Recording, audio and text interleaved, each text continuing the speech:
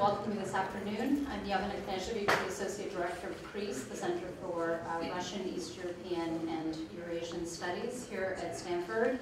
And we're very pleased with our co-sponsors, the Europe Center and the Stanford Humanities Center, to be hosting this roundtable today on what is a very timely and evolving situation in Ukraine. And we're particularly delighted to have such a diverse panel of distinguished guests.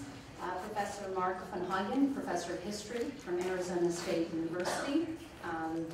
Professor Yaroslav Krachula, who this year is in Washington, but is most of the time at Lviv Ivan Franko National University in Ukraine, and Ambassador Vlad Lupan, who is the permanent representative to the Republic of Moldova to the UN.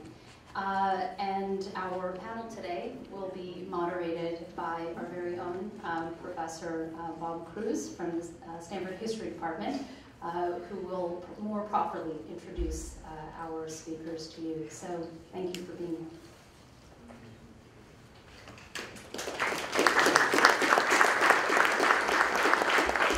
Thank you, Yevgenia, for the introductions and for arranging all this.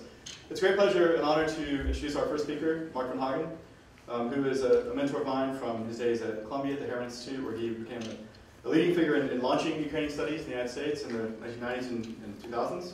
He's currently professor of history at Arizona State University, where he teaches courses on Eastern Europe and Russia. He's a past president of the International Association for Ukrainian Studies and of the Association for Slavic, East European, and Eurasian Studies. While in New York, he also served on the Human Rights Watch Advisory Board and was a member of the Council on Foreign Relations. For this crowd, we should note that he's also a Stanford PhD. He wrote a very important book here on early Soviet history. And for many of us in the room, I think he's been a source of inspiration for us in our study of history. I'll remain very brief. I could go on about Mark's scholarship and his mentorship of a whole generation of students. But given the presence and the immediacy of the events, I will conclude and invite him on stage. Each of them will talk for about 15 to 20 minutes, and then we'll open up for questions. So please join me in welcoming Professor Mark van Hagen.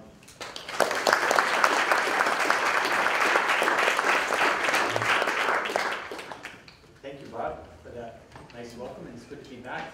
I came back in 1995 to teach at the invitation of another history colleague, Nora Neymark. So I got to relive Stanford postgraduate school, and I think that was even better. Not that being a graduate student here was so bad either. So I'm very happy to be back here, and I know many of you, like I just came from Mike McFall's talk, and I guess I need to do a sort of series of caveats along his line too. As you've heard, I've been working on Ukrainian-Russian relations for quite some time now, at least 20 years. I have been organizing historians and literary scholars and culturologists and political scientists and sociologists and ethnographers from Russia and Ukraine, and Ukrainians and Russianists from Europe to meet in neutral territory at first in the 90s in New York City and then in Germany. And then we eventually moved to Kiev and to Moscow. And we have built a very large group of scholars who think about the Russian Empire as an empire, the Soviet Union as an empire, think about Ukraine as a colony of that empire, and have been working, I think, over the past 20 years to try to spread that kind of perspective about Russian-Ukrainian relations beyond our narrow circle.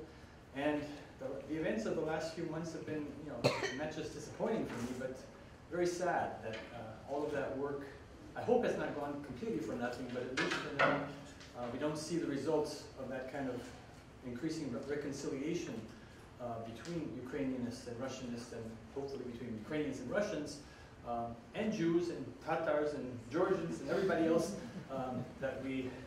So I spent a good part of my life studying Russia, and especially here. And since I left Stanford, I've been trying to learn more about Ukraine, and I hope to be able to share some of that, what I learned there. I have friends on both sides, in both countries, I should say. And I just recently gave an interview, in fact, yesterday before I got on the plane, to Radio Liberty, after turning down an invitation to speak to RT, after seeing what they do lately. I said it was kind of very sad for me to have to talk about these sorts of things. And I guess I'd like to start by deconstructing this often bandied about notion of Ukraine and Russia's long shared history.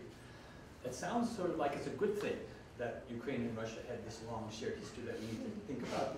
But I'd like to sort of emphasize that shared history was not always by choice. Ukrainians didn't always have a choice of sharing that history with the Russians, and that choice often meant a great deal of suffering for both Russians and Ukrainians as they tried to work out these relationships.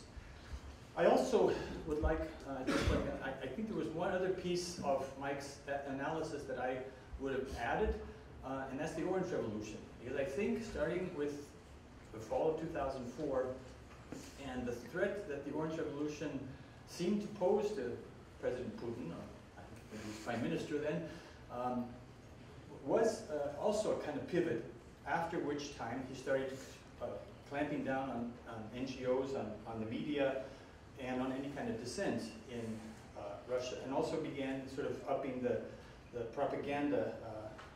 And I also agree with Mike that I don't think the invasion and annexation, the sort of postmodern, non-war, non-occupation of Crimea of the last few weeks was not something part of the master plan of Putin. I think it was a sort of panic reaction to Yanukovych's ouster in Kiev.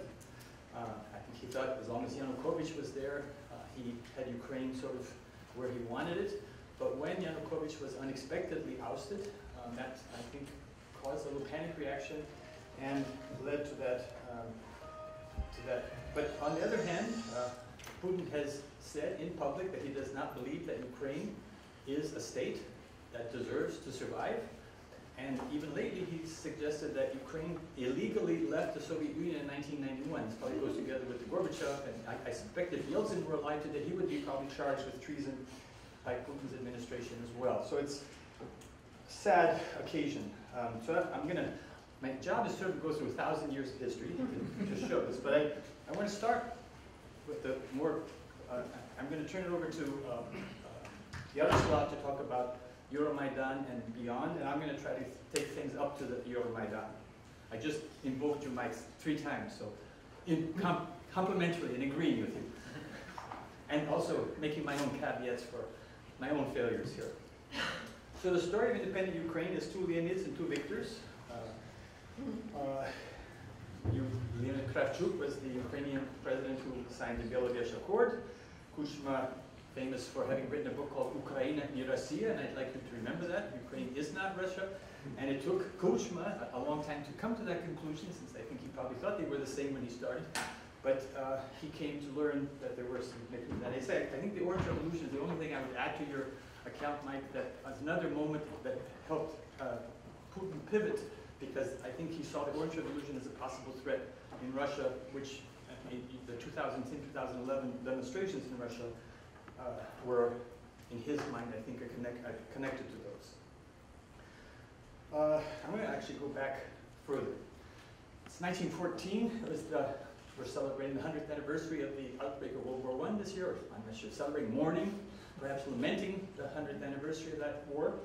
And I think since that's when the first time a modern Ukrainian independent state appeared, however short-lived, however complicated and contested, it's kind of set a pattern that we're seeing somewhat repeated today with new twists. In World War I, one of the first occupations that the Russian army did was of Galicia, of Austrian Galicia, which was a strong point of Ukrainian national movement in the Austrian Empire. The Metropolitan Andrei Sheptytsky was arrested, who was the leader of the Ukrainian movement in the church, the Ukrainian Catholic Church.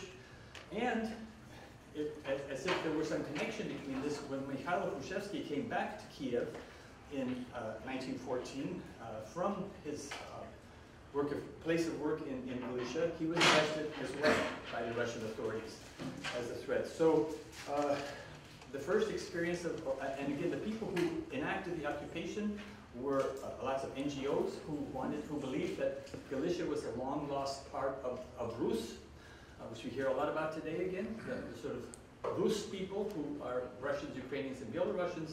Again, that part of Rus never belonged to Muscovite Russia or the Russian Empire, but it was long lost somewhere by somebody else, I don't know who. We'll have to try him for treason someday too. In 1917, a Ukrainian Central Rada was formed in Kiev, which had also very troubled relationship with the provisional government in Petrograd, but not as troubled as they would have when the Bolsheviks came to power.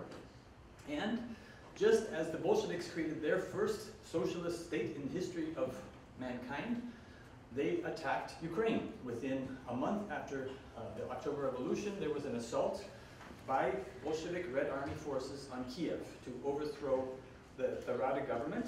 The Rada government went into exile, and when this was the occasion of the Brest-Litovsk peace agreement.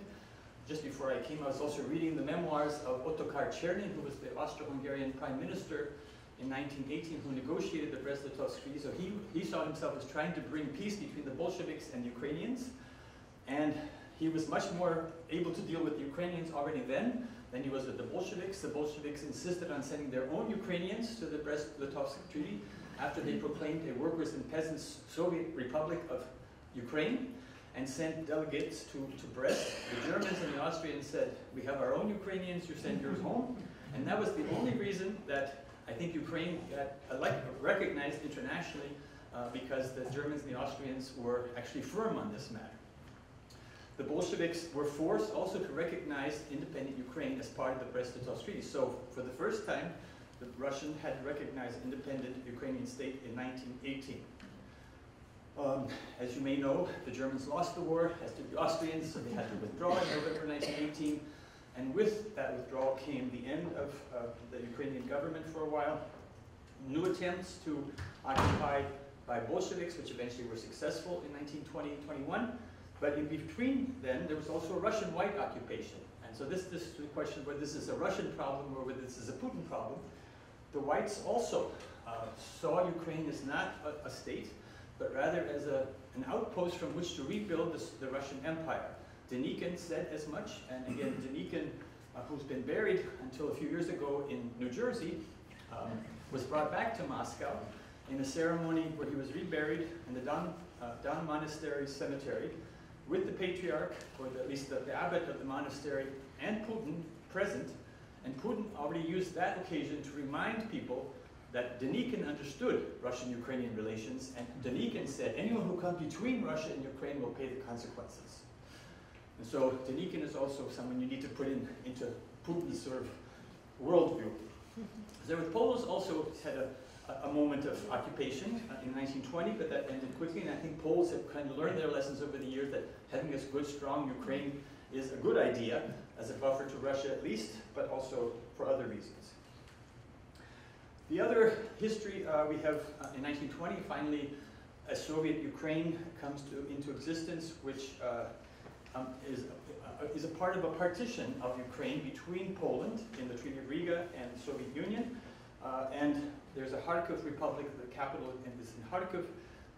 This same Soviet Ukrainian government undertakes Ukrainization, which is a promotion of Ukrainian language and culture and Ukrainian ethnics into positions of authority.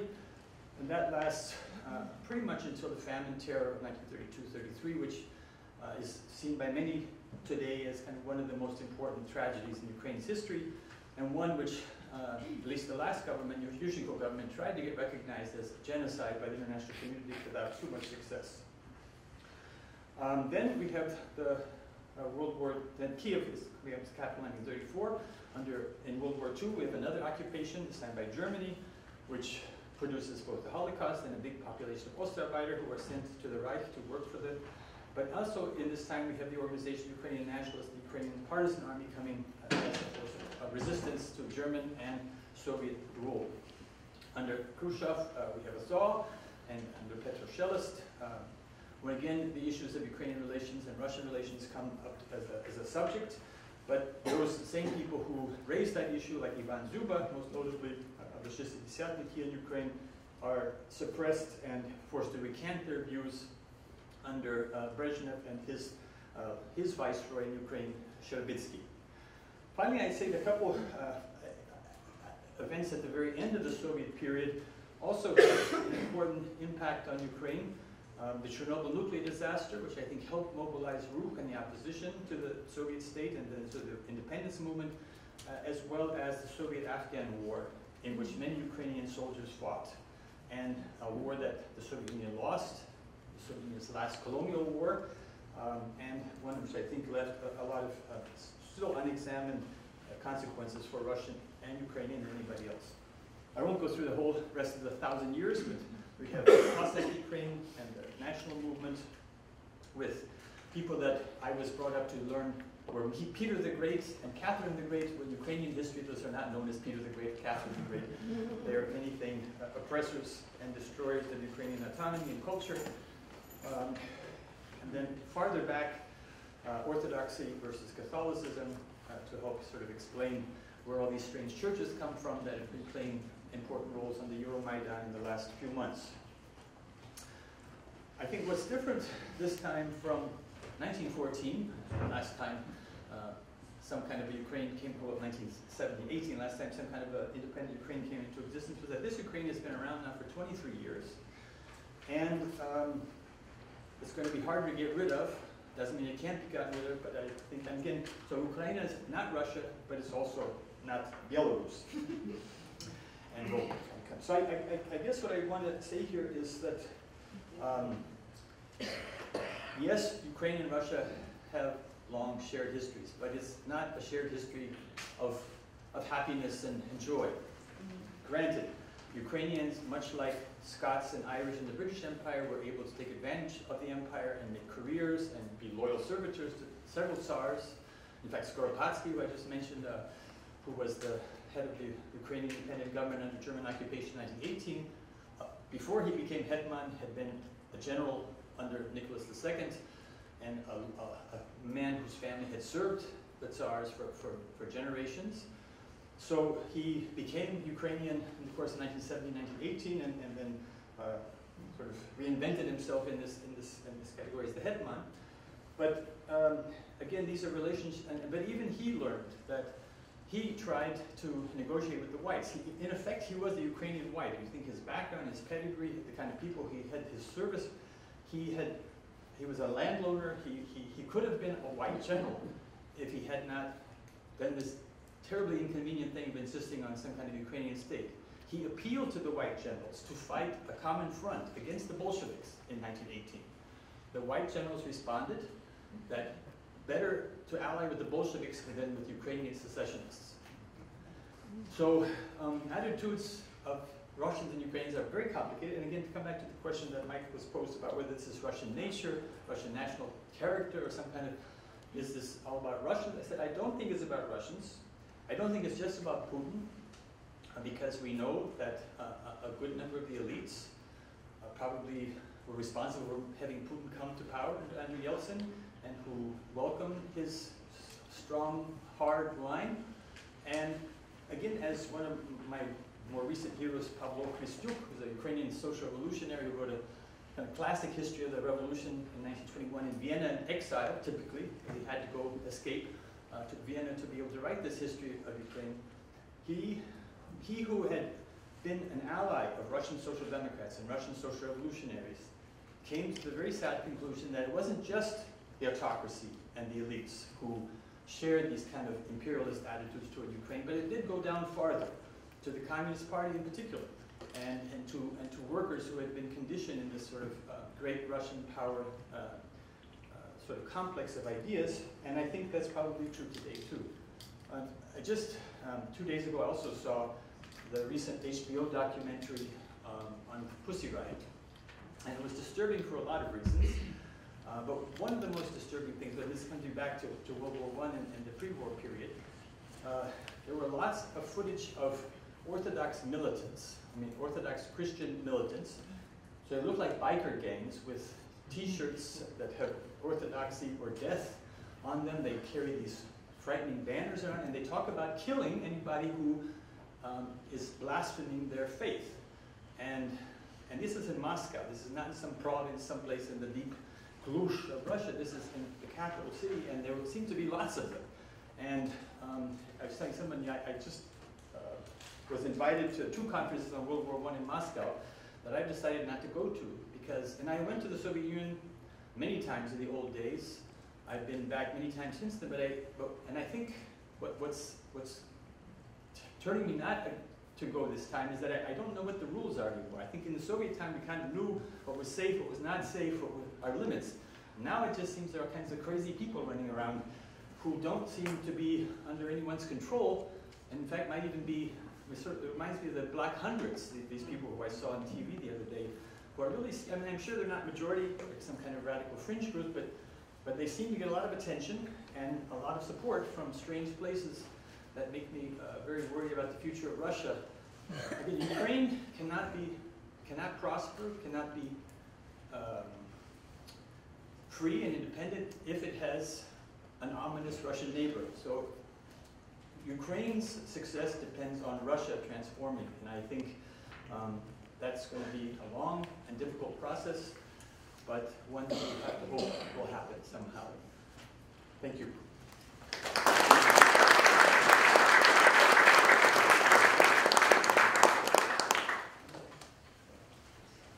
Thank you, Mark. Thank you. It's a wonderful introduction to this very deep and complicated history, shared but complicated, contested history between Russia and Ukraine. Thank you. Thank you. Unlike the New York Times. Unlike the New York Times, yes. Right on. Our next speaker is Dr. Yaroslav Kutula, who comes to us currently from the business school at George Washington University in Washington, D.C., where he is a Fulbright scholar. He spent a lot of time in Washington, D.C., at George Mason, George Washington. Originally, he's a graduate of the Lvov Ivan Franko National University, where he's currently associate professor in the Department of International Economic Analysis. He's simultaneously professor at the Lviv Business School of the Ukrainian Catholic University in the same city. His research interests focus on macroeconomic modeling, quantitative methods in social science, and higher education in transitional societies.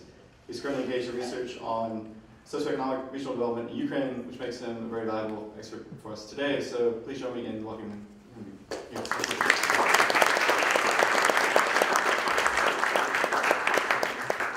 Thank you, Robert, for introducing me. I'm in my presentation. And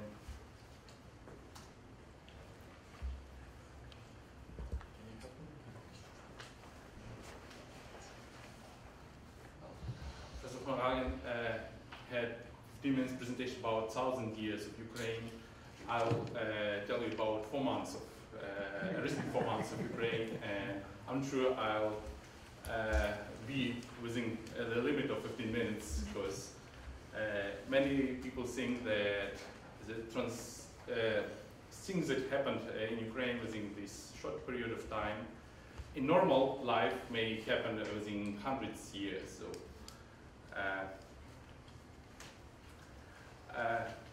I'll start with short explanation of pre-Maidan events, and then try to explain or try to ask questions about what's happened during the Maidan, and then show my prospects of the future. In the pre-Maidan situation, I can explain Ukraine as a semi-strong democracy with quite weak economy. Indeed, contrary to other presidents of Ukraine, other 4 presidents, 2 Leonid's, 1 Viktor, Viktor Yanukovych was able to form a very autocracy in the state, and this difference between other presidents and him was on the rely on one party. Other presidents never tried to distance themselves from the party and just to represent the whole Ukraine. But contrary to them, Yanukovych copied, probably this was a copy of Putin's strategy to represent, to be a representative of one region, Donbas region, and one party of region. And he was successful in that. So almost all valuable administrative positions were occupied by either Donbas region people or by party of region people. And probably because of that, probably because of distrust to changing of elites that people experienced after Orange Revolution, people were not in opposite to, were not in big opposition to Yanukovych regime at that time. And indeed, polls that were done right before the Maidan show that support for protests was the lowest during last 10 years. Only 16% of population supported protests against Yanukovych regime. And actually this gave Yanukovych this possibility to skip from association agreement with European Union and take another option, association with Russia, that he hoped to do. Indeed, his support, actually, he hoped that this turn from west to the east will help him for the next presidential elections that were supposed to be held in next year, in March of next year. And as you see, almost 35% of population indeed supported association with custom union or Russia, opposite to association with European Union. On my opinion, there were two different groups of people who supported this custom union integration. One was irrational group of those who spent their best years in Soviet Union, mostly elder population, and they believed that returning to or integration with Russia will return their best years. And other group was rational and was those who do business with Russia or work on businesses that do business with Russia. And as you see, export and import from custom union is higher in Ukraine than this business operation with European Union. So this actually gives ground for them to support integration to the east. Actually, here are numbers for other polls done during the Euromaidan events by Democracy Initiative Fund, and you see that actually numbers are almost constant, except from the decline on January 2014, and my explanation of that is influence of media. Indeed, at the mid of December, there was a change of media coverage of this event in Ukraine, and actually, starting from that time, it was quite similar to what Russians saw on their TVs. The production team of the biggest channel in Ukraine was changed, and it was done in December, so January figures show this change in people's opinion. And February, all team came back to this channel, so again, this coverage was more honest at that time. So if you look at the regional distribution of those who are for Europe or for Russia, you actually see that history matters. And what Professor von Hagen just explained us, Western Ukraine is for European, Eastern Ukraine is for Russian. It's interesting that Crimea is less for Russian than the Donbas region. And my explanation of that is Crimean Tatars. The big population of Crimean Tatars, almost 14% of population, probably even more, so they are really for European. Another look at the data, actually this is data of the survey done a year ago, so they are not recent data, but actually it is good because they have no this Euromaidan bias, actually. This is a data that shows the difference between people's perception of their identity as being Ukrainian or Russian. And indeed, only Crimea shows that majority of people feel themselves as Russian rather than Ukrainians. All other regions feels they are more Ukrainian. Therefore, I have this data give me hope for the future of Eastern Ukraine within Ukraine. On my opinion, Euromaidan has several phases or stages. First stage was quite short, and actually this was a natural reaction to the decision of the government to postpone or cancel the signature of association agreement with EU. At that stage, few people, hundreds actually, even not 1,000 people, came to the Independence Maidan in Kyiv, mostly students and journalists, as they didn't want to cooperate with politicians at the time, and they started protests. Protest was not big, and indeed Yanukovych was right not to hear them.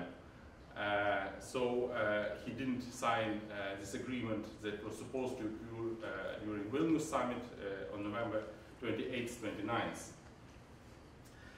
And after that, in my opinion, he made his second mistake. First mistake was not signing the agreement. Second mistake was he or probably his consultant decided that they should get rid of the protesters. And on the night from November 30 to December 1st, they brutally beat the students. They stayed on the Maidan overnight. And actually, it was the first such brutal occurrence of such brutal beating of peaceful demonstration in Ukraine in the nearest history. So reaction was immediate, and people gathered into Maidan in thousands, in hundreds of thousands. And this second stage or second phase of Maidan, I would name rather Maidan as a festival.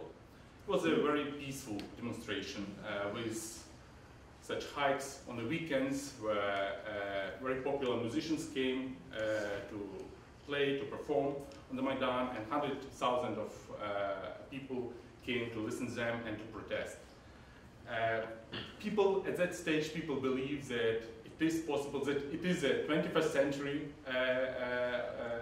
in Ukraine, and it is possible to peacefully resolve the situation and return back to the association agreement with the European Union. But at the same time, their demands changed after beating of students. Indeed, if we take a short look at the population of protesters of the time, we can see that they are mostly male, young male with high education, and those who speak Ukrainian. So that means that they are mostly from western and central Ukraine. Some data shows that about 2/3 of protesters were from west and from the central part of Ukraine, and 1/3 was from eastern and southern part of Ukraine. Their main demands on this second stage was not association agreement with the European Union, but rather resign of government and resign of Yanukovych in new elections. So actually, within this stage, we see this movement of their thoughts from probably very practical, very economy-oriented things to more civic rights and more political demands.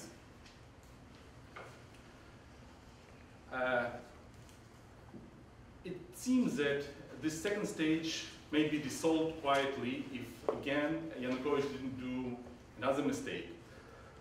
Probably it was a mistake, or probably it was something that they really wanted to do at that time.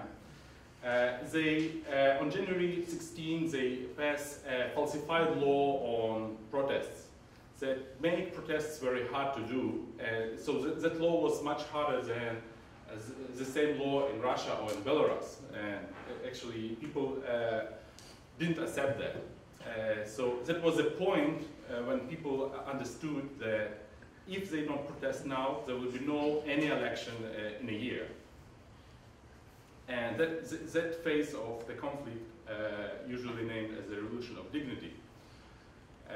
At the beginning of that phase, first deaths from sniper bullets occurred. It was famous for using so-called titushki, or paid hooligans who beat protesters and made target violence against leaders of the protests.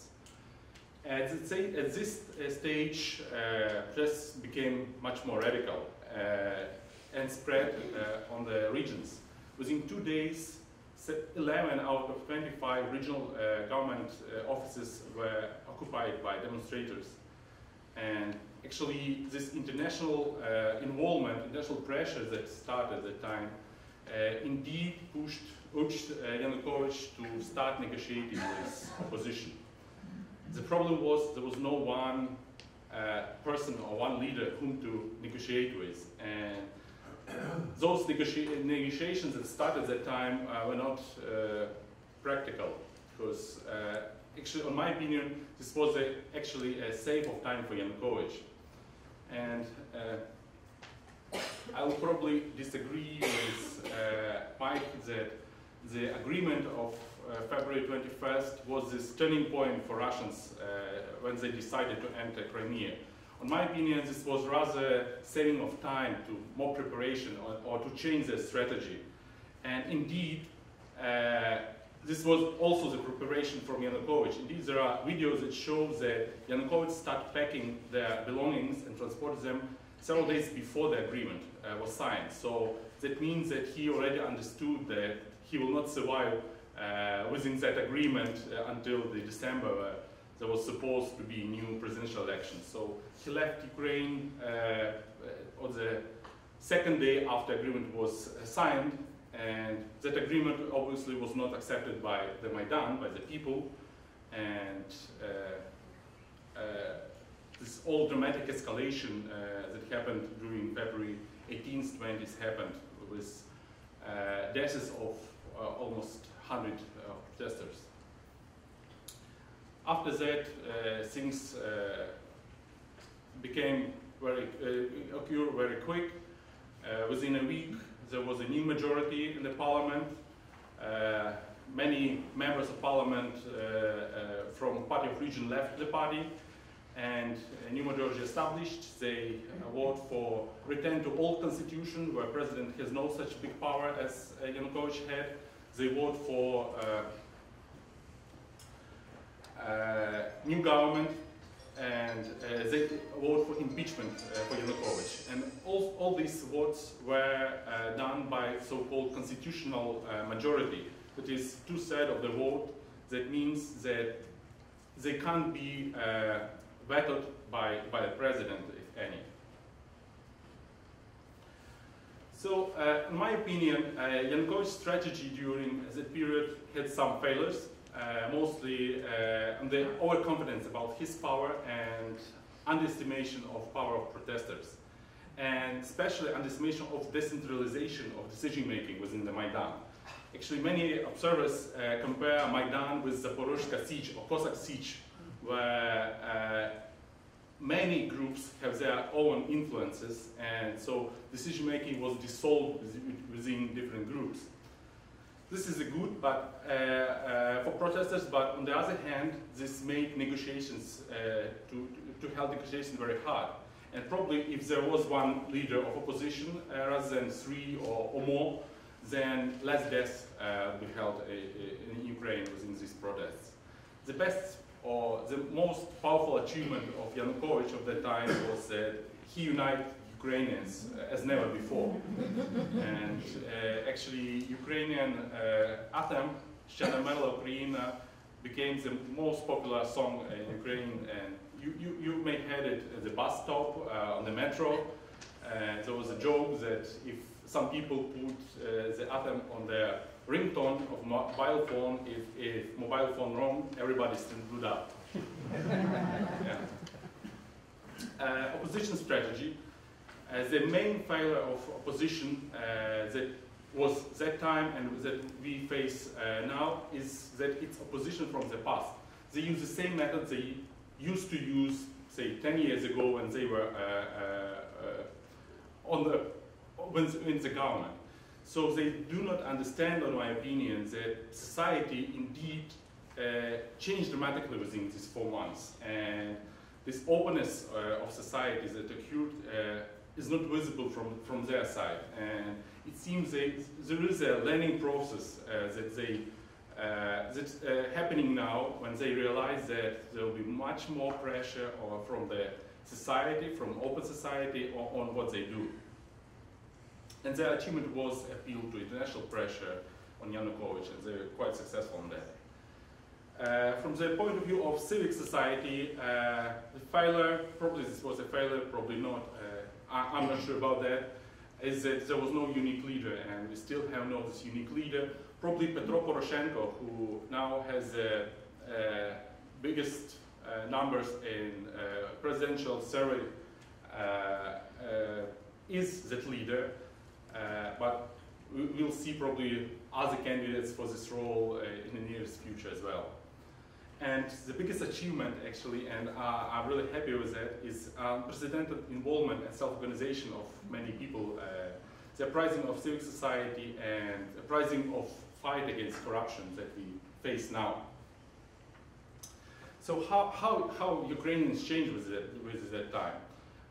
We can see this on the survey made actually on the February by the business school I'm teaching in, and the company from Moldova. It's not a representative survey, but it really tells a story. So the main idea of the survey was to look, do Ukrainians accept European values? Do they agree with them? And do they want to act according to these values? And also another part of the survey was about the paternalism. Paternalism is a notion that characterizes Homo Sovieticus. The Soviet person is very paternalistic, so they all want everything from the government, do nothing by themselves. So the further you are from paternalistic point of view, the more you are further from Homo Sovieticus, actually. These European values were clustered in 5 domains: rule of law, respect for human rights, equality, democracy, solidarity, and green and black fonts will show statement, agreement with the statement, and readiness to act on that. So it looks like we are quite European, quite Western, except one significant cluster. This is rule of law and justice. On my opinion, this happens because people distrust current court system in Ukraine and current law in Ukraine. And indeed, this is a point that current government should pay attention to very much, and they do. Actually, this week there was a parliament vote on a new law to reform court system, and it passed parliament.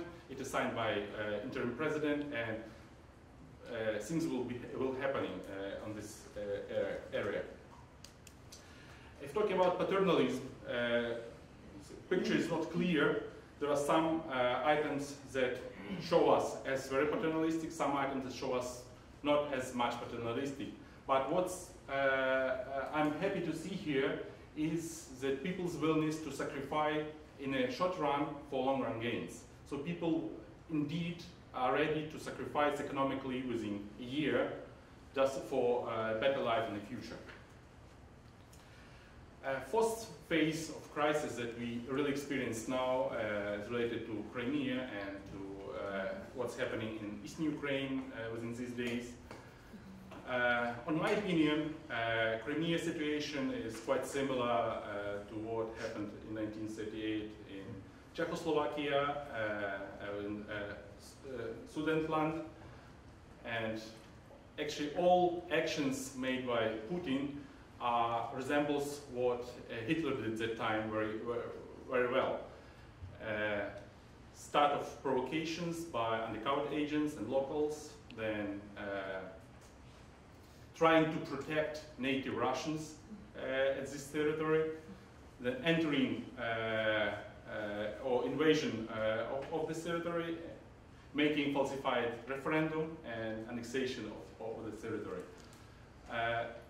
Indeed, it happened not only because of Putin's willing of doing that. As I showed recently, this Crimea region is the only region where people felt themselves more Russians than Ukrainians. So indeed, there was the support of locals as well. Not all locals, Crimean Tatars are quite against it. So I'm not see in recent future the rest of the situation that we have now. what's happening in Ukraine, in Eastern Ukraine. So 2 minutes, yeah. On my opinion, this is use of the same instrument by different parties, but with different sides of conflicts. Russia used situation in Eastern Ukraine to destabilize, to make this situation unstable, to postpone presidential elections. That they are not ready to introduce their candidate for this May 25th election.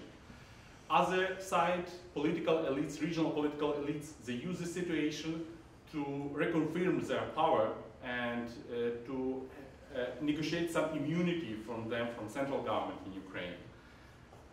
The same instrument, but different goals for this. And I'm not sure if they will succeed because actually today there was a new poll that shows that only 18% of population support separatism in Eastern Ukraine and 70% do not support this. And just to finish and to bridge from the past to the future, I just want to quote Alex de Tocqueville prediction made 200 years ago, almost 200 years ago, in his famous Democracy in America. At the end of his book, he said that there will be two great nations in the future, Americans and Russians, but they will use different instruments to achieve this, and these instruments will be freedom for Americans and servitude for Russians. Is he right now? On my opinion, indeed, Tocqueville was right in his times. And on my opinion, he is not right today. Why? Actually, if considering his methodology of thinking, he looked at the perspective of nations in from the three angles. From angle of conditions, mainly geography or other social conditions. He also looked at from the point of view of wars, or I translate it as identities, and from institutional point of view.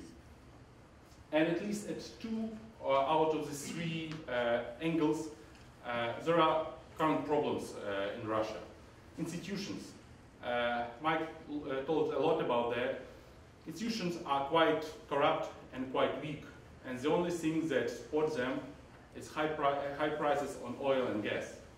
If prices fell even 10% down, there'll be a huge problem for this institution to survive.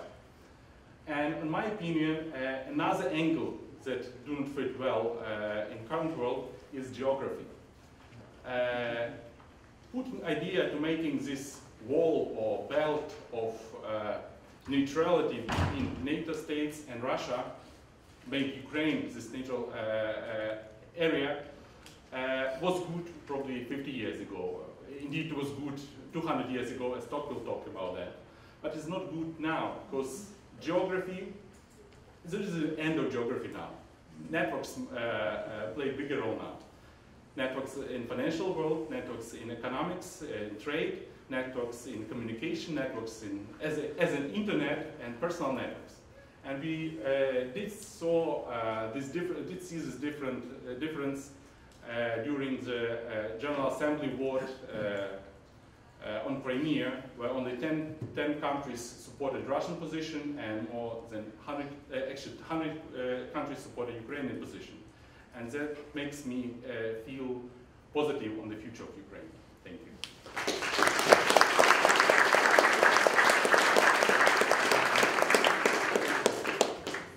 Thank you, Dr. Kutula, for that very careful reconstruction of the very complicated politics of the Maidan and for your optimistic conclusion. Our third speaker is Ambassador Vlad Lupan, who serves as the permanent representative of the Republic of Moldova to the UN in New York, where he served since January 2012. He was educated at the State University of Moldova, at the National School of Political Science and Public Administration in Bucharest, Romania. He also holds undergraduate and master's degrees from the Free and Independent Moldova University in Chisinau. He's mostly a career diplomat, in addition to serving in Parliament. He's played very important roles as negotiator in the Transnistrian conflict settlement, which is, of course, an issue that's very close to our concerns for today's conversation. And he's also been involved in field missions with the Organization for Security Cooperation in Europe in Georgia, Albania, and Croatia. So it's a great pleasure to have him comment on current events in Russia and Ukraine today. being a very important neighbor state. So please join me in welcoming Ambassador Vlad Dupan.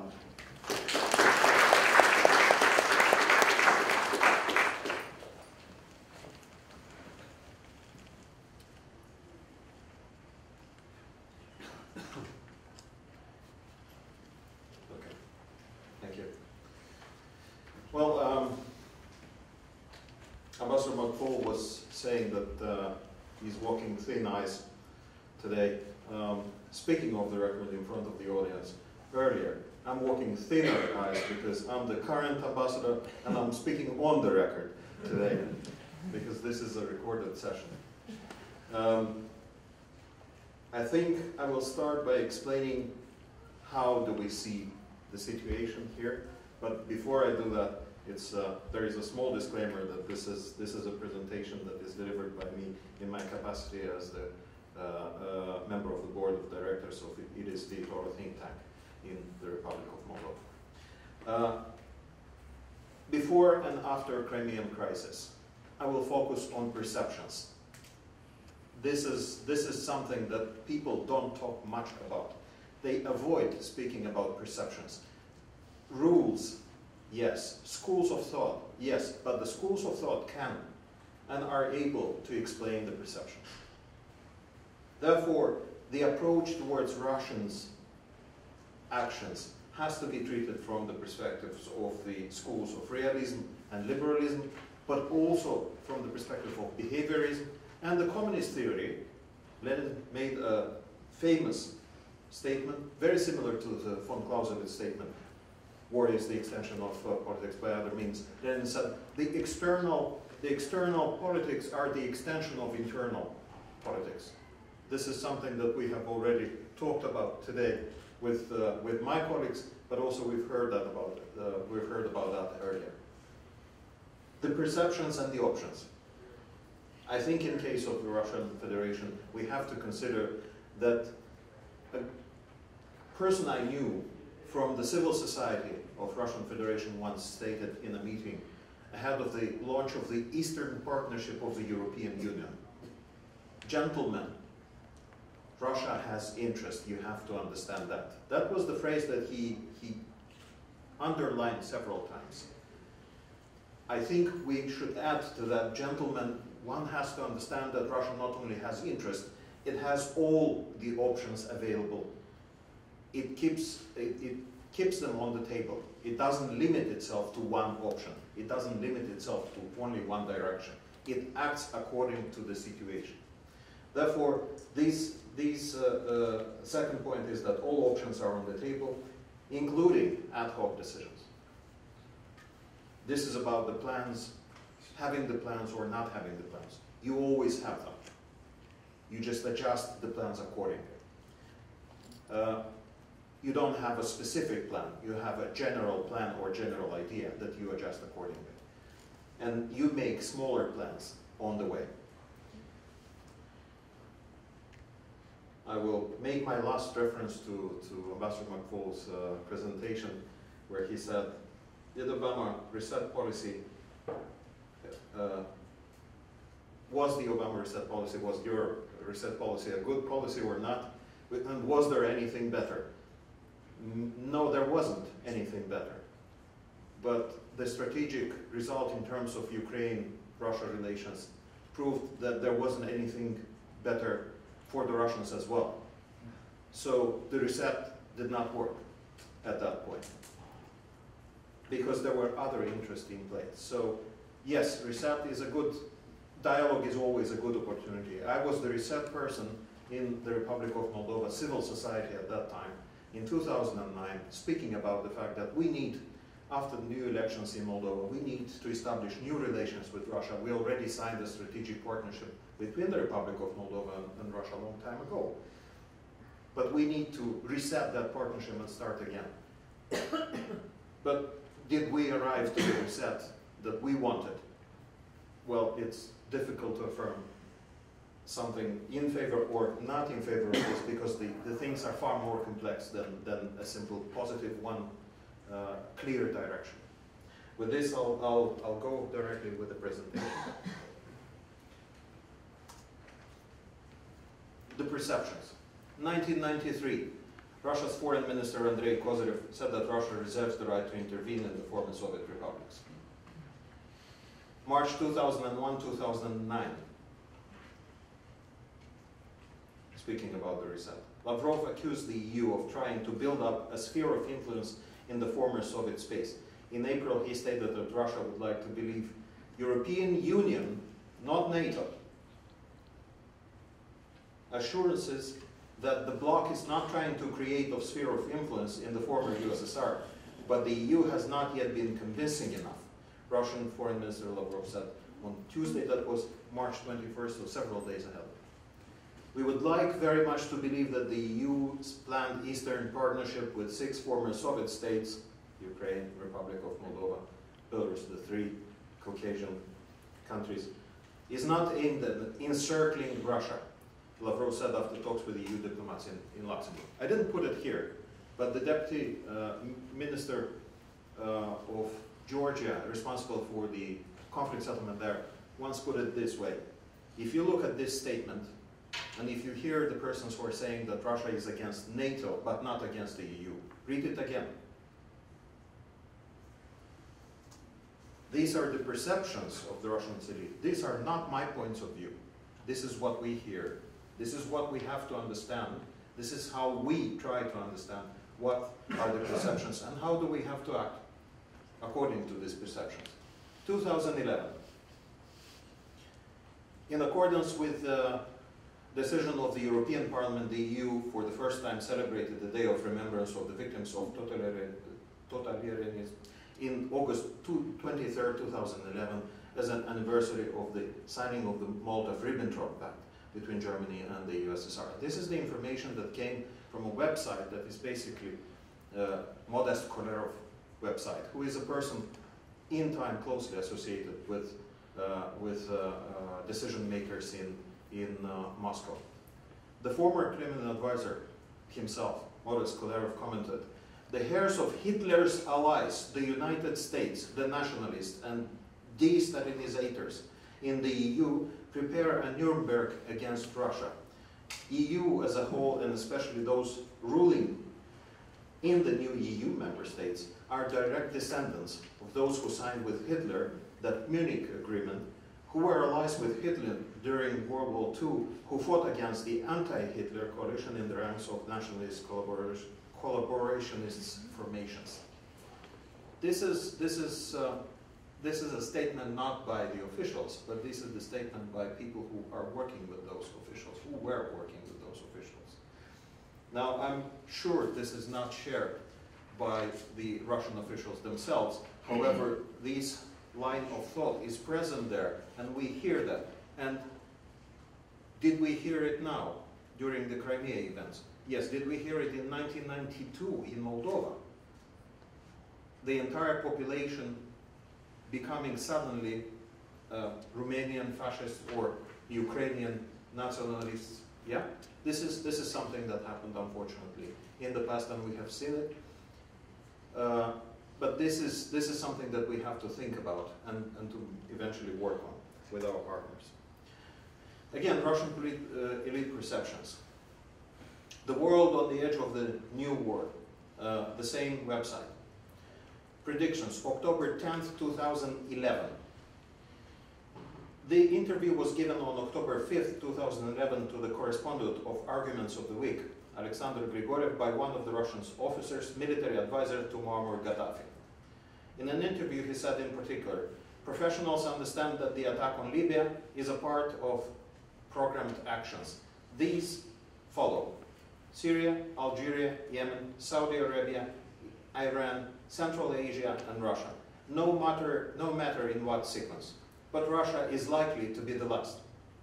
In the meantime, it is surrounded by unfriendly puppet regimes, by raiders and military bases, by strongly encouraging corruption and a growth of dissent within the country."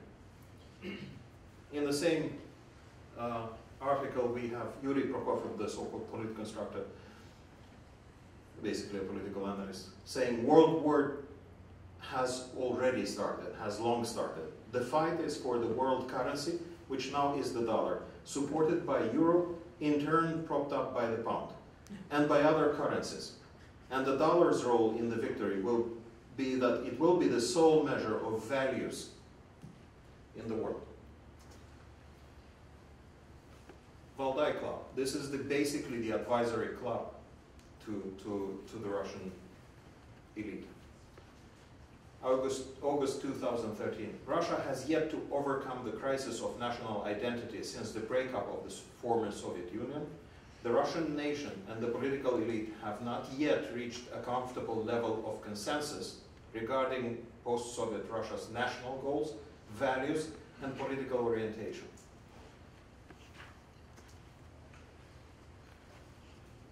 February 2014.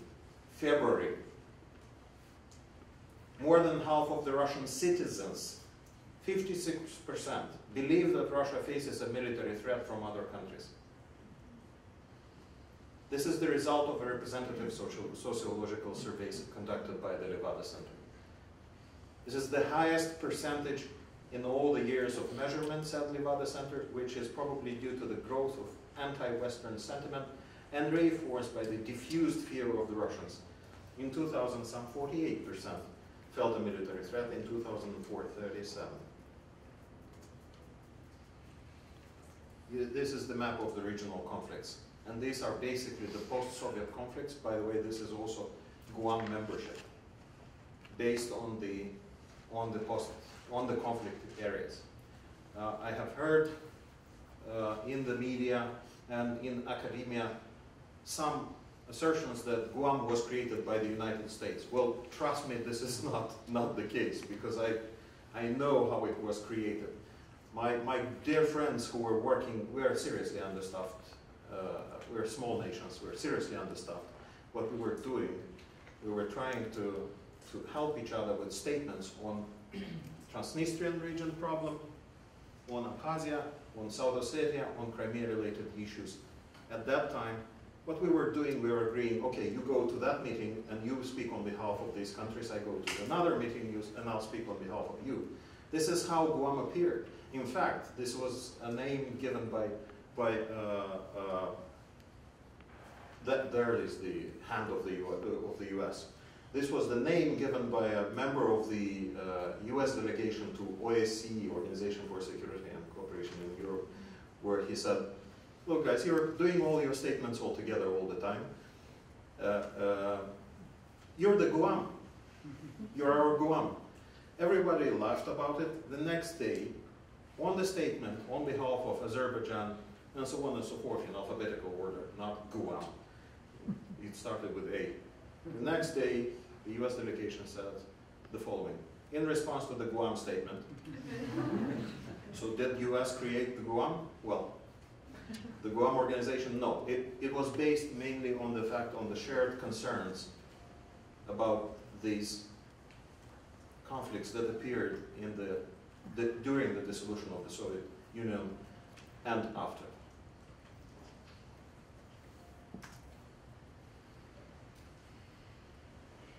Again, the message in Modest Kolerov article is that if Armenia would have joined the EU integration, then Moscow would offer Azerbaijan a strategic partnership replacement for Turkey's partnership. But Armenia later changed its mind. Moldova. 3 phone talks on Ukraine and Moldova. Now, when Putin called Obama, he called about Ukraine, and I want to express my concern about the Transnistrian region of the Republic of Moldova, about the blockade that exists there. People went there, people saw the passage of the people through the border posts, no blockade. But it was raised once. Then it was raised in the conversation between Putin and Merkel, and then it was raised in the conversation by Lavrov and Kerry, and it was raised by the Russian side. I'm not going to enter in too much details on Moldova. I probably can speak about that for hours, because I was a member of the 2 commissions that have been dealing with the Transnistrian conflict resolution, both the one that is responsible for the security zone military-related issues and then for the political settlement. But this gives you a little bit of a perspective of what actually is happening now during this time.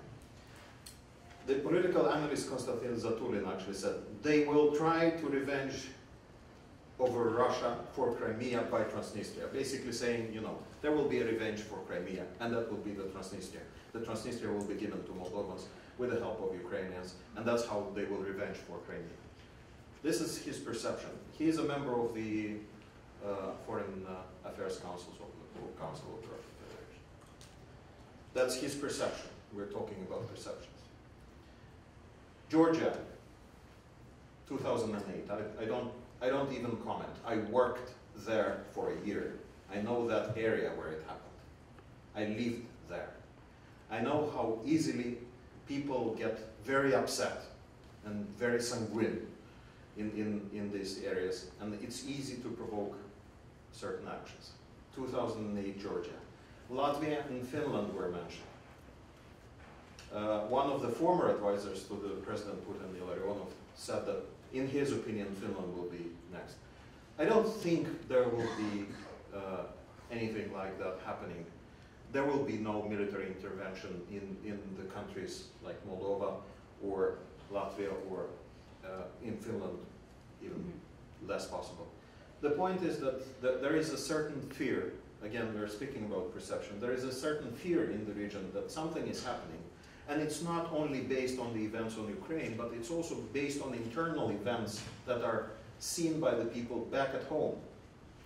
We have about 50 to 50% distribution of votes between the Communist Party of Moldova and the three parties that could enter into another coalition, pro-European coalition, so-called Alliance for European Integration, or the pro-Europe coalition.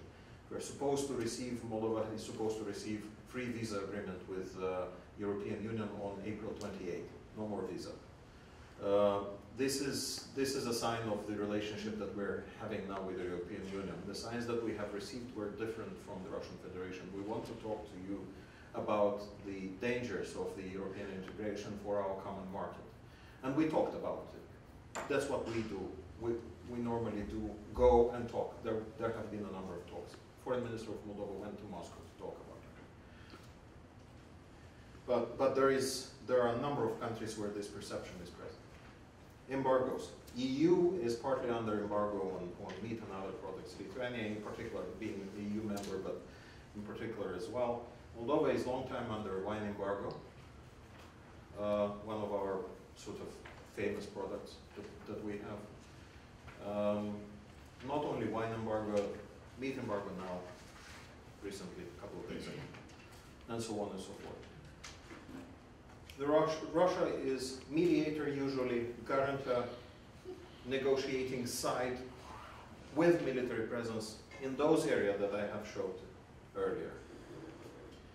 There is always in this conflict resolution process the third player. This is our own experience. I'm speaking from Moldovan experience. The third player is the local administration that demands something else than the authorities of the Republic of Moldova or the authorities of the Russian Federation.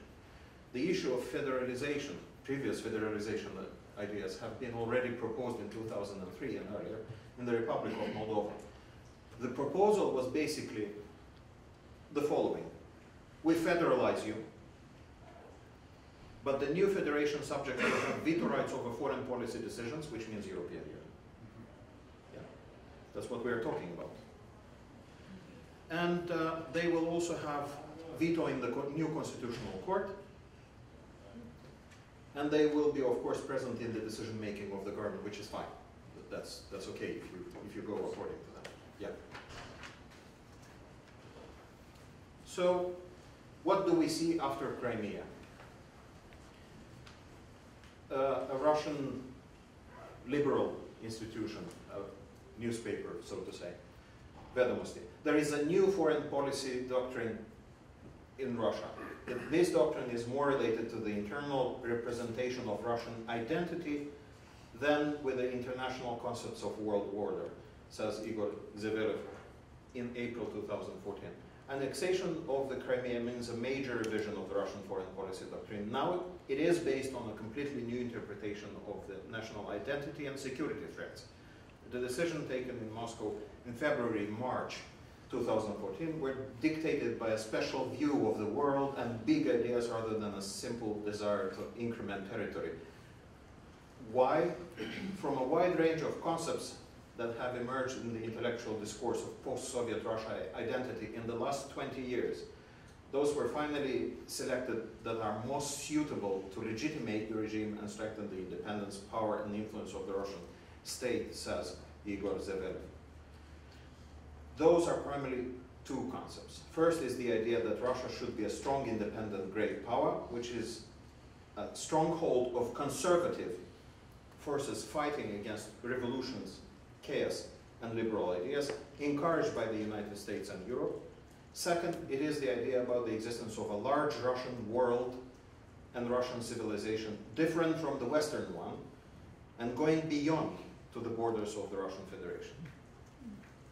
This is his perception of what is going on in Kremlin. By 2014, he says, the realist statehoodists and pro-empire groups, those many options that are on the table, yeah? You can choose from whatever option you have available, had a sense of strength and confidence that Russia can relatively painlessly annex Crimea, using at the crisis of the Ukrainian statehood. There is no influential political opposition in Russia able to raise the question of the foreign policy price that Russia will have to pay for it, he says. Relations with the West are no longer a priority of its foreign policy, and West's opinion can now be ignored. The most important conclusion is that actually the ideology of the post-Soviet revanchism became an official one, and it includes Russia's image as a gatherer of the artificially split boundaries of the Russian world. This is what the Russian opposition considers. Russia formed a new foreign policy doctrine more related to internal representations of the Russian identity than to the concepts of the world order, he says, in the framework of the theory and practice of international relations. This creates serious tensions in the relations between Russia and the West on one hand, as well as virtually all post-Soviet states on the other.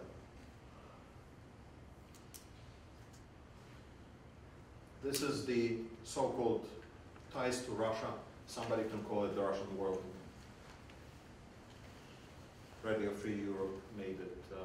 You can see the percentage of the people who identify themselves as Russian or pro-Russian in this area. And you can see this is not, in Kazakhstan you have areas with 50% of people, but also here in Transnistrian region and along it also we have the same situation. Okay. The Australian author Holdy wrote an article, Why Did Putin Decide to Invade Ukraine?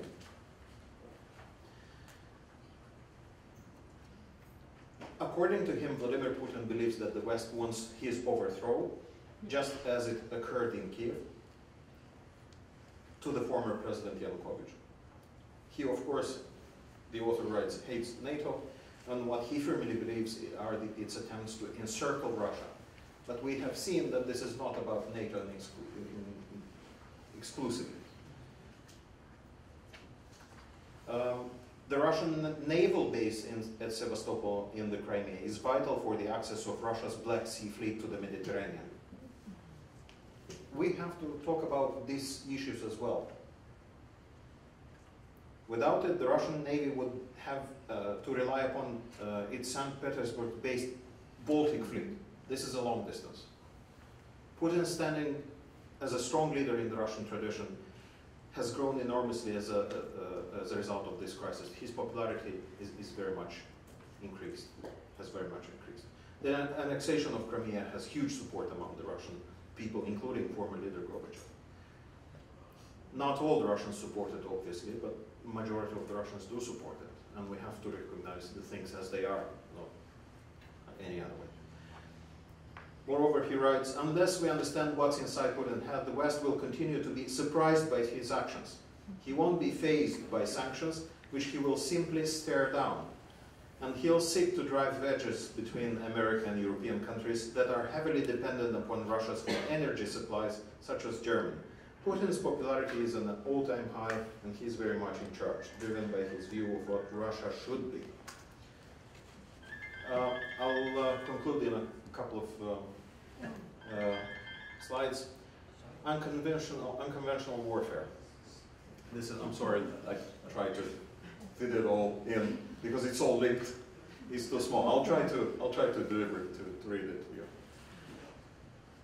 David S. Maxwell, the Associate Director of the Center for Security Studies and Security Studies Program at Georgetown University, retired U.S. Army Special Forces colonel, suggests in his article, a friend asked me recently if the Russians were conducting unconventional warfare in Ukraine and in particular in Crimea. So he gives a definition of unconventional warfare. Activities to enable a resistance or insurgency to coerce, disrupt, or overthrow a government or occupying power through and with an underground, auxiliary, and guerrilla forces in a denied area.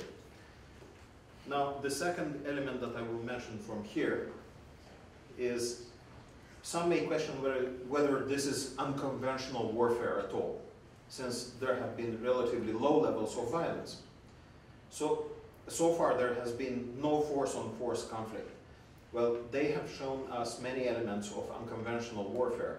What we are really seeing is unconventional warfare employed in support of political warfare. George Kennan described political warfare as all means that nations command short of war to achieve its national objectives. More recently, Joe Selesky, Colonel, U.S. Army, retired, Special Forces, provided a deeper description. The purpose of political warfare is isolate, erode, manipulate, exhaust, wear down, attrit, overthrow, reduce, replace, or create conditions to coerce a belligerent government or regime to acquiesce to national objectives.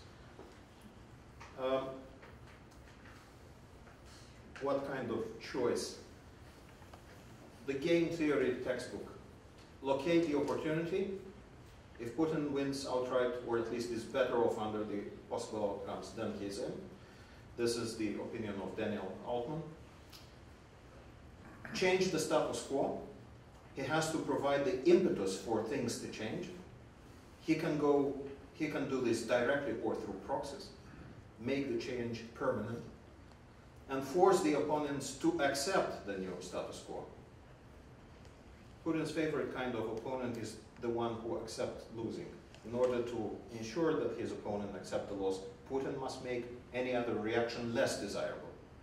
This is the opinion of Mr. Altman. Recently, Angela Merkel, the Chancellor, suggested that Putin was living in a world of his own.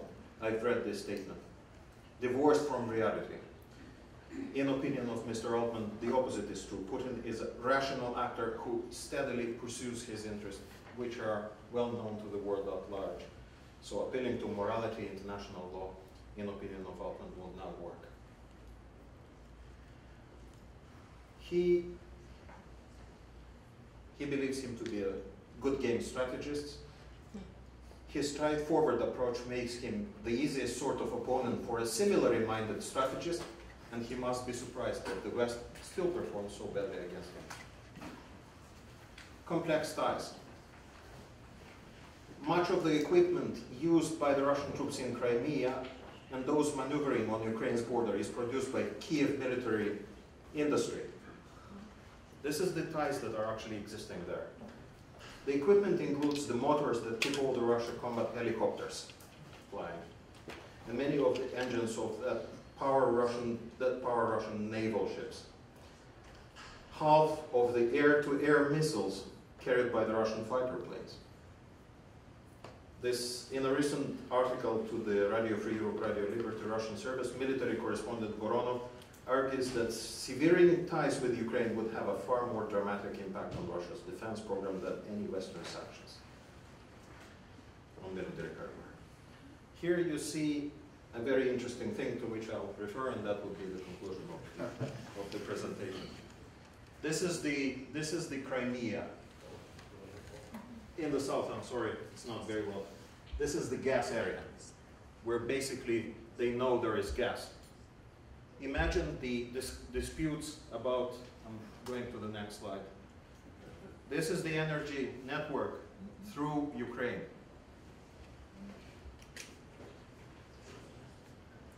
In 2009, in long-term, Moscow-Kiev gas dispute could redraw Europe's energy map. Did it? This is the gas dependency of a number of countries on Russian gas. Gas, including shale gas in Crimea. Only US has shale gas extraction expertise. Maybe the Russians will acquire as well. Limiting options for a gas transfer to Ukraine. This is Crimea. Yeah? The location of Crimea is basically limiting the options for any gas transfer to Ukraine or via Ukraine through potential Black Sea channels.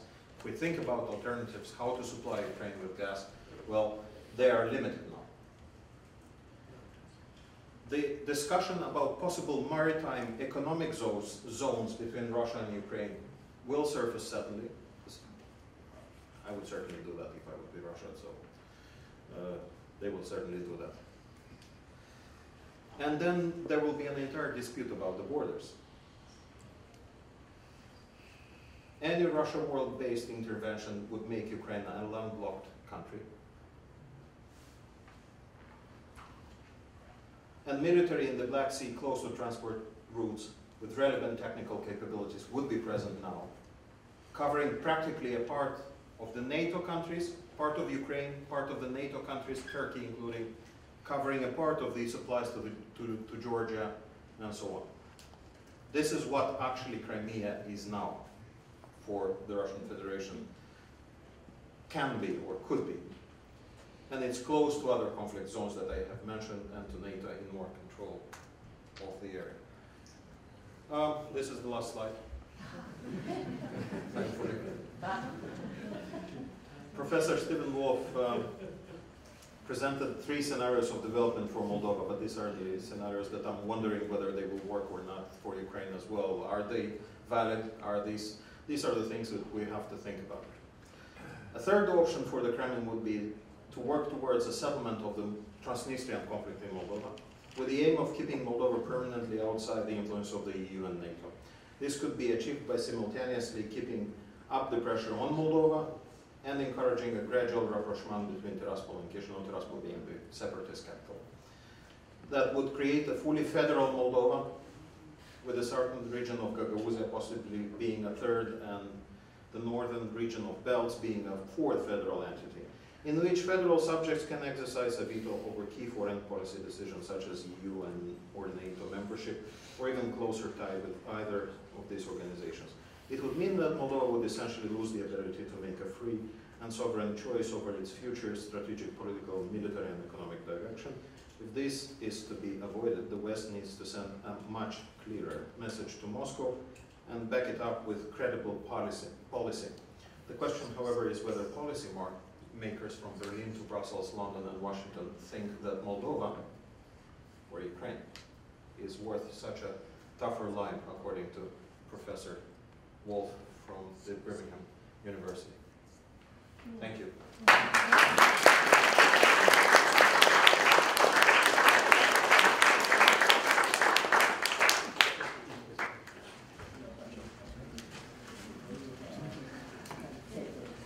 Thank you, Ambassador.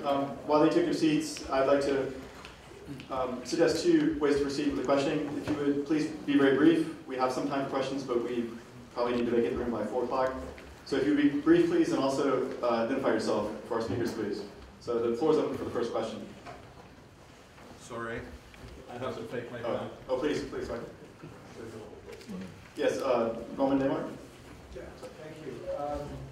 I'd like to ask our colleague from Ukraine to describe a little bit the internal politics as they have evolved in Ukraine since the Maidan movement.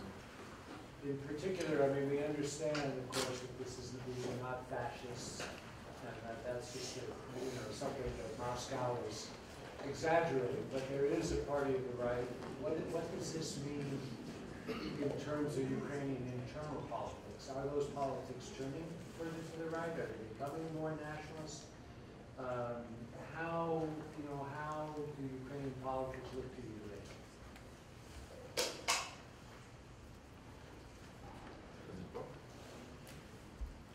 Sure, I'll talk without microphone.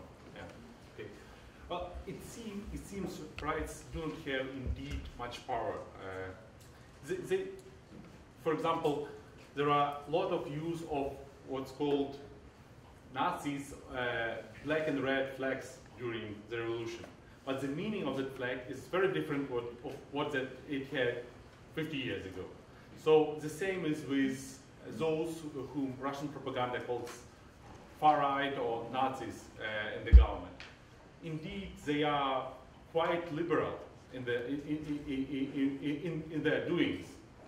There are several people that had really hard talks on even on Jewish or on other on other nations, but their doings are quite far from the sayings. And so, if you look at what they do, I do see a big problem with far right's wing in the government. And indeed, public control, civil control on the government is much tough now. And it looks like they'll not allow any movement in that direction. Great, thank you. So we have a question here. And if you, again, please, if you would, please introduce yourself to the speakers. Thank you. Andrei Broida. Yeah. By starting with the occupation of Crimea, his stated goal of restoration of Soviet Union, Putin put Russia in isolation, as we all know.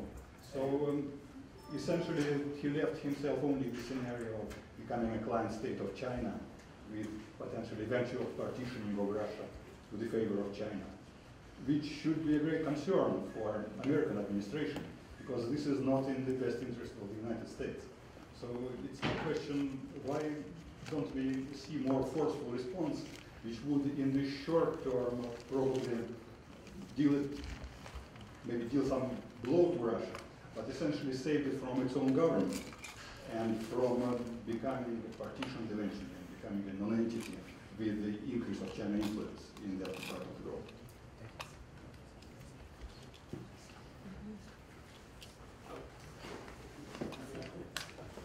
As Ukrainian, I should say, I'm not in favor of military activities on our territory as it goes from Russia or from other countries. So I'm not sure this escalation is a good option.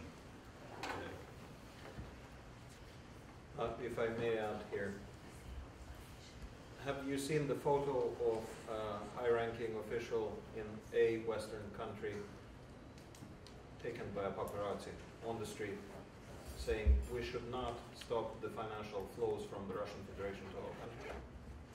Yeah, well then, of course, like financial flows. Well, this is a reality.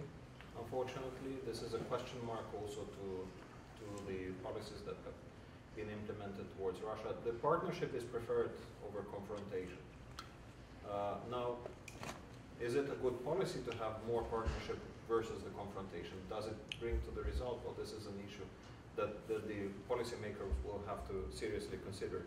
And we also have to seriously consider the implications of gas dependency and financial flows as well, and the financial cooperation.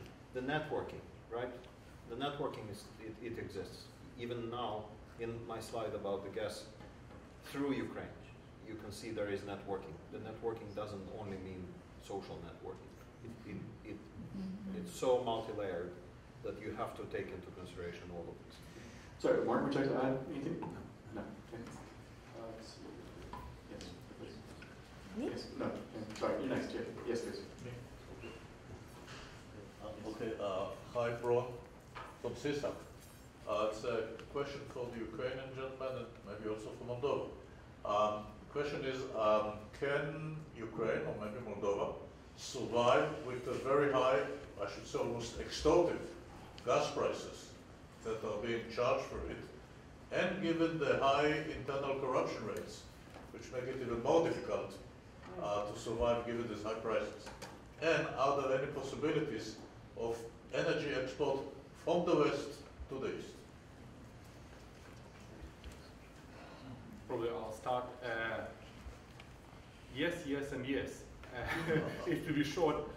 So indeed, corruption probably is the bigger obstacle than gas prices. And what we see now within last weeks, there are, at least at the parliament level, at least at this legal level, there are certain laws passed by the parliament to fight corruption, or big-scale corruption. It's much harder to fight small-scale corruption, and indeed, the change of the society, I try to explain in my presentation, is indeed about this fight for small-scale corruption as well. For example, in my university, there are a lot of talks about new ways or better ways of conducting professional work, new ways of students, their professional integrity and things like that. And there are a lot of talk about that in other universities as well. If talking about gas prices, yes, high gas prices may hurt Ukraine in the short run, but this is good for long run because any high prices will nudge people to optimize their behavior and to limit gas spending. And actually, Ukraine is very inefficient, energy inefficient economy, and making it efficient is a really big goal of current Ukrainian economic policy. We can survive with our own gas if we will be as efficient as, for example, Poland. So this is only a short-run problem. Yeah, on Moldovan gas prices. Well, first of all, we don't have the issue of corruption on gas prices.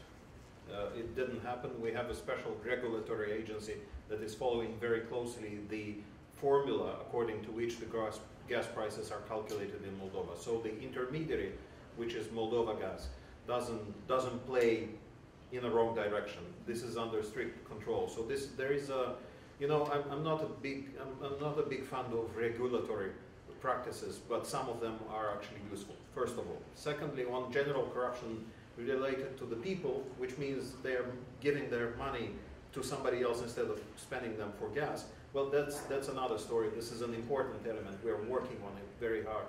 And now we basically reformed one of the institutions, the Anti-Corruption Center, into Anti-Corruption Institution that is now basically following and started to file to the courts directly cases of corruption, which didn't happen up to now that often. So there is a certain trend in the development, anti-corruption development in Moldova. The third element, this is the result of our cooperation with the European Union. We're working now on the association agreement, which we will sign next month, and deep and comprehensive free trade area with the European Union as well. So this is Moldova is called the country of example country, the country of progress within the Eastern Partnership in terms of various measures that it adopts. Corruption is there, maybe. I'm here speaking not in my governmental capacity. Small-scale corruption exists. You cannot hide your head into the sand and say that it doesn't exist. No. Maybe it's there, but we're doing something about it, and first results are coming up. There is one more element. We are now working, because of the European integration, we are working on the implementation of EU energy efficiency projects.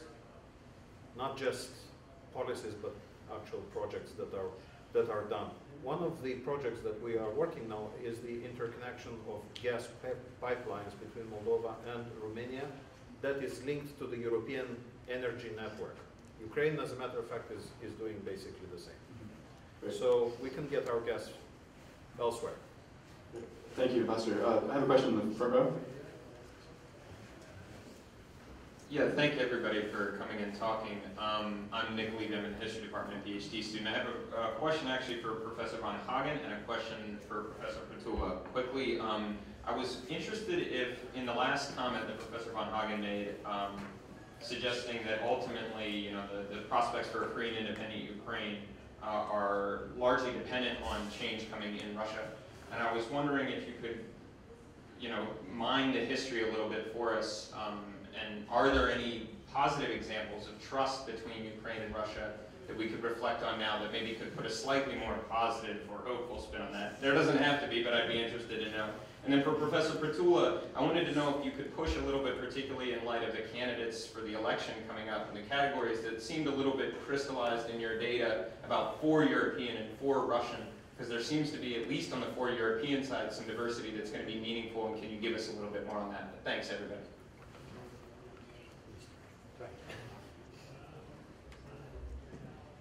Okay, that was a tough one.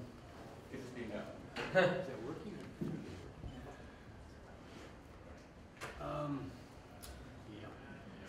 Yeah. I think probably there are plenty of moments of Russian-Ukrainian partnership, but they're usually not at the official level, they're at the opposition level.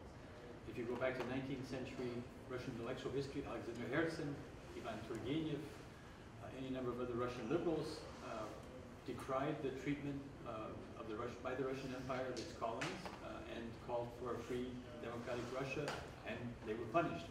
At least Herzen had to go into exile.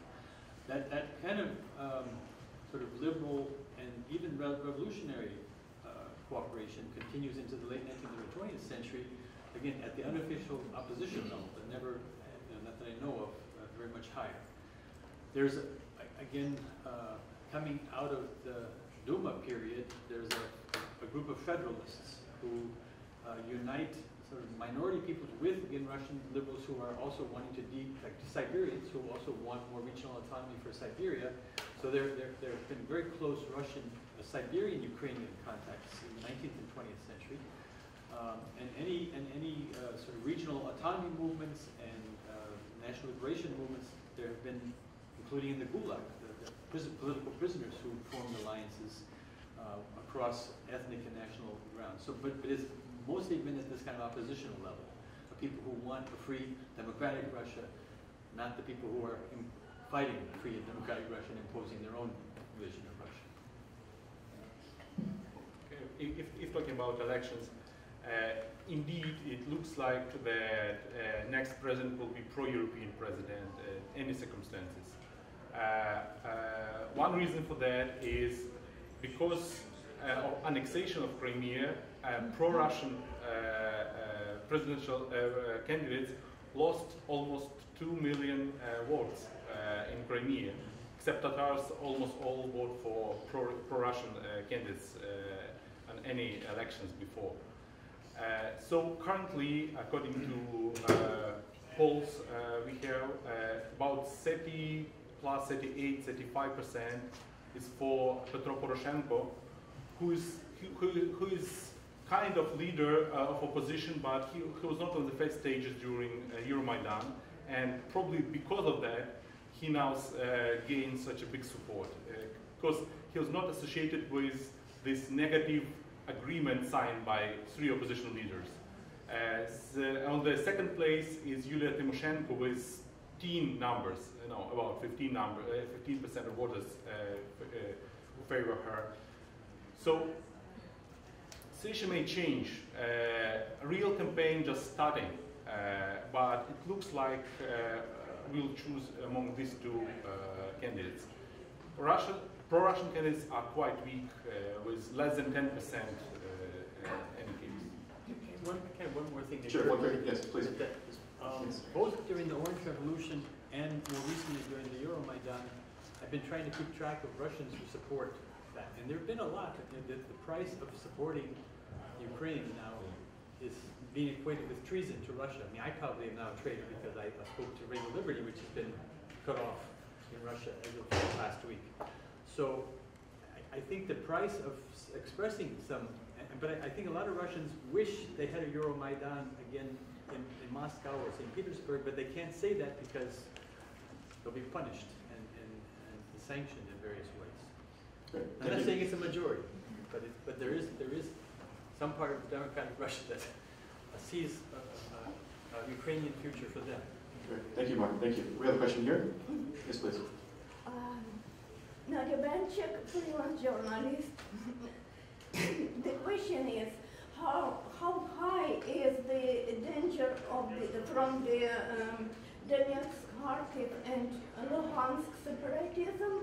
And I think the Ukrainian government should draw a fine line between the using of force that can trigger Russia's aggression and a kind of compromising on economic and political transformation. How do we view the tactic and strategy for the resolving this conflict? Thank you. In my opinion, current policy of the central government is quite wise. So they are reluctant to use force against separatists. They rather try to negotiate with other side. Other side probably is more reluctant to negotiations in this situation. And as I mentioned, there is quite weak support of separatism in the region. Maximum 18% against 70% that do not support separatism in eastern Ukraine. So that means for me that the situation will normalize soon. Thank you. I have a question here from Alicia. Hi, my name is Larissa Kulik. I'm also at the history department. To kind of follow up on your question, several of you spoke about networks, and I was wondering if you could comment at all on elite networks in eastern and southern Ukraine, and whether or not the choices being made by powerful businessmen or oligarchs, what those decisions tell us about the future of the eastern and southern regions, and what kinds of pressures or influences they might have. Thank you, Alicia. Yeah, it's my question. Well, it's quite hard to talk what's in mind in people's mind of this elite, but it looks like there are division of elite as well. Some of them supported central government. Actually, one of the oligarchs, Taruta, he is a governor of the Donetsk region, so he definitely is in pro-Ukrainian side now. There are little doubt about views of other oligarchs of the region. There are several rumors that actually the separatist movement is supported by, for example, Akhmetov. Nobody knows for sure, but it seems this is as I mentioned in my presentation, this is an instrument to negotiate with Kyiv. This is an instrument, and soon it will be resolved somehow. Probably not in political, not more political rights of the kind Vlad mentioned, that gives them a possibility to cancel a constitutional court decision, or gives them right for the referendum to exit Ukraine. But in economic sense, they'll be good. They'll have independence. Really, for all of you, I mean, partly it'll be for you, Mark. But the question is this: I mean, Professor Lupon brought up the very important question of perceptions. So it seems to me, being very far away from the region, that the EU looks to be a particular thing now, especially in the wake of the financial crisis, the story of Greece, and so on, all this restructuring. It seems to me that much of the debate that happened on the Maidan didn't take into account other perceptions of Europe. So that's the first question. Could you comment on how people see EU politics, and I guess help us understand the extent to which they actually understand what this would mean, right? So it sounds wonderful if you put it in a kind of utopian, very pro-Western, in some ways, Ukrainian nationalist perspective, but if one looks at the nuts and bolts of what this really means, especially for border countries who've recently joined, or those in the south, it's been a very divisive scenario when you have Brussels impose a very restrictive, austere set of programs which have caused enormous social unrest, right? Greece being the most striking example. So the first question is about whether or not you can help us understand how the EU is perceived, right? And to what extent there's really, I guess, a firm grasp of reality of what that would actually mean. And the second question, which I think all of you could comment fruitfully on, but maybe Mark could say more, would be, how do we think about the kind of the history of this, right? I mean, there's one way to put it, which most of you focused on, which is very much a story of Russia and Ukraine, and to some extent, a kind of insertion of Russian domestic politics into a bigger sphere, right? Into the former Soviet Union, if you'd like. But another way to think about it is actually thinking about it from the period 2001 to the present, right? If one thinks about it globally, this is a moment when American power expands dramatically across the globe, right? And again, it's clear to me here in California that it would be in Kiev or Moldova, right? So I can say these things being, coming out right out from the American perspective. But when one thinks of regime change, right, the whole pattern of regime change throughout the Middle East, North Africa, right? Do we still want to be as dismissive of Putin's rationale in operating the way he does? Not that I'm offering an excuse for it, but I guess maybe Mark, maybe this is more a professional historian's point of view, but I think all of you, again, can comment on it. What do we make of that? The idea that there is some of the slides earlier to expose a kind of a global order and Putin's misunderstanding of it, but is it true that we have a global order in which regime change isn't what great powers do, right? We could point to France's role in Africa, and obviously the American role is quite clear around the globe. So again, it's not a justification of what Moscow has done, but is there a kind of conceptual framework that helps us understand this as a problem of great power politics? Though we may oppose its morality, right? But is there a way to broaden the lens that we take these other states and other actions into view, either as a historian, Mark, or as practitioners and intellectuals for you guys? Okay. Well, I think probably Ukrainians are disappointed in the EU, and I think the EU has maybe not even yet woken up to the stakes of Ukraine.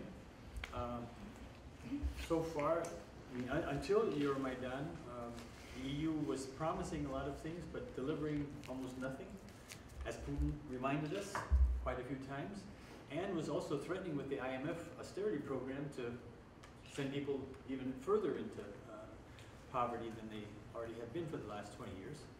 So I think the support for the reason it was called Euromaidan was the kind of more abstract identification of Ukrainians with European values that maybe all Europeans don't share so much anymore. And that's been kind of a strange thing, that maybe the Ukrainians are reminding the Europeans of what they believe in or stood for once upon a time when they embarked on this great European Union experiment. So I think, and the same is true for the United States. We at some point decided with the reset button that Russia was going to be number one and everybody else was going to be sort of adjusted.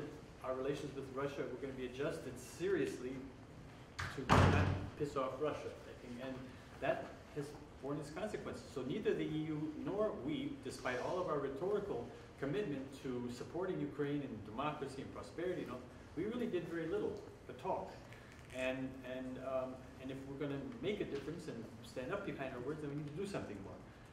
Coming back to your other question about regime change, right? I'm teaching a course now on colonial wars, which has sort of the U.S. wars in Afghanistan and Iraq as a kind of starting point to think about other, like France and Algeria, France and Indochina, Soviet Union and Afghanistan, Russia and Chechnya. I should say that I opposed the Bush administration's wars from the start. I marched in every anti-war occupation demonstration I could in New York, and I even marched in one in San Francisco the day before we started invading Iraq because I happened to be here on vacation, and I was down in Castro where there was the last demonstration before we started bombing Iraq. So I consider the Bush administration to be war criminals, including one of them who's on the faculty here. I will say that. That doesn't mean that Putin is not a war criminal too, and I kind of feel like people like Steve Cohen, who's a friend of mine, who for some reason has forgotten all about human rights when he defends Putin these days, seems to feel that because Bush was a criminal, we can't say anything about human rights or freedom anymore in the world because we somehow are responsible for him, and we are partly responsible for him, and I feel guilty, and but I don't feel that we, especially we on the left, should abdicate our principles to sort of neo-imperialism or whatever we want to call it that Putin has been displaying lately, and kind of blatant. And again, coming back to this question of fascism and the right, I keep on saying, Comrade Putin, would you look in the mirror when you talk about fascism in Ukraine? Because the most fascist regime we have right now in that region is probably Russia, because of the xenophobic, homophobic, anti-foreign, anti-American, anti-Western, anti-liberal policies that have been sort of gradually and more recently at an accelerated pace have turned Russia into a country that is not the Russia that I hoped it would turn out back in the 90s. Great, thank you, Mark. Hey, perhaps could you two respond briefly, and then I have one final question perhaps. Okay. Well, I need to. Haven't had anybody from this side ask questions. No, yes, thank you. Thanks for the reminder. All right. Let me give the answer, and then we go back. to the question. Perceptions, the West and East. First of all, there is a difference in relationship between Russia and the West and Russia and the Eastern Europe. You can see that during the negotiations in various international forums, we would like to have, and this is the message that we are sending to the Russian Federation, we would like to have the same type of consideration that is given to our other European colleagues, to us as well. Despite the fact that we came together from the Soviet Union, but ultimately we are independent countries, and this is important for us. I think there is, I think that we have sensed some sort of understanding of this, particularly now, during the Crimea events. But the question is not how the elites are seeing this, but the question is about how people are seeing this. And when you look at this, look at the Ukraine or Moldova options by people themselves. 50% in one direction, 50% in another. How do we explain that? Because this is the question to which we have to answer. How do we explain that 50% of the population, which are not Russian speakers, do not have relatives in Russian Federation, etc., are still for the customs union, to go to the customs union instead of European Union? Why the European Union project is not yet accepted by the people who know that within the European Union you have the rule of law, you have a lesser corruption. Why don't you accept these kind of things that are materially important to you, to your children? Health system, you don't have to pay the doctor, you don't have to pay the teacher every time, and so on. So these are kind of the questions about which we have to think and to which we have to answer. There is one element here people tend to forget. It's the media. And the importance of the media, not only nostalgia, about which Yaroslav actually spoke about. Yes, there is a Soviet time nostalgia. It was fine during the Soviet time. We had everything we wanted in limited quantities, except freedom. Excuse me, Master. Dr. Pitula, would you like to make a brief response, or we have time for perhaps one last question? Let's continue. Okay, so yes, perhaps one last question? No, please. No, sorry, please. You please, yeah, thank you. Nikita Safronenko, Maidan San Francisco co-founder, and my question is especially to Yaroslav Pitula, but maybe you gentlemen have your opinions too. So the question is, you predict that Poroshenko will be president like Yulia Tymoshenko, and those two people are oligarchs. And this revolution of EPT was about not corruption, no oligarchs in power, and right now, like, what will be the biggest upset of all these people that was standing and was dying during like all this stuff that's going there. So, you know, and as the ambassador just told us, like the biggest influence of mass media, and like what can be resolution to this that oligarch will become president again, because Poroshenko is one of founders of Party of Region. He was in all governments during Yushchenko, during Yanukovych. Sorry, thank you. Can we let the panelists respond? Thank you for your question. Thank you very much. Thank you. So we'll turn it to a final response from the panelists, please. Well, I did my prediction. Actually, I just saying about numbers and about the facts that there are. I'm not sure that I know the reasons why people responded that way and they really like Poroshenko to be president, but it looks like that he's quite clever to be at right place at right time. And actually, there is also a difference between oligarchs. He is almost self-made person. So he is not the kind of oligarch who made his money on corruption. He actually used, he built his capital on real production, not on the difference of prices on gas or other energies. So it seems he looks like an optimal candidate for current time for Ukraine. So we did change, but we didn't change as much as to have new candidate in such a short time until elections.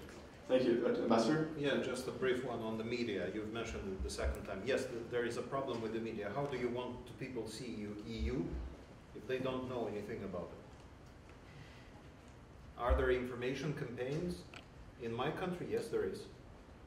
Now every single member of the government goes and has meetings with the people about the EU. After we saw this 50-50 split, both in Ukraine and the Republic of Moldova, between the Eurasian and European perspective, what do? You work with people. It's really difficult to compete with a certain mass media that is basically giving you a supreme quality TV, not even seen in the US. You're not able to compete with that media. You don't pump that money into that media. You don't have the money to pump that much money to pump in that media. If you want to see a good concert, watch a certain TV. I don't want to say which one. Yeah? I can tell you. Russian TV. It's superb. Can we end on a happy note then? That's a happy note of sorts. So, thank you all. Please join me in thanking our panelists for a very good discussion.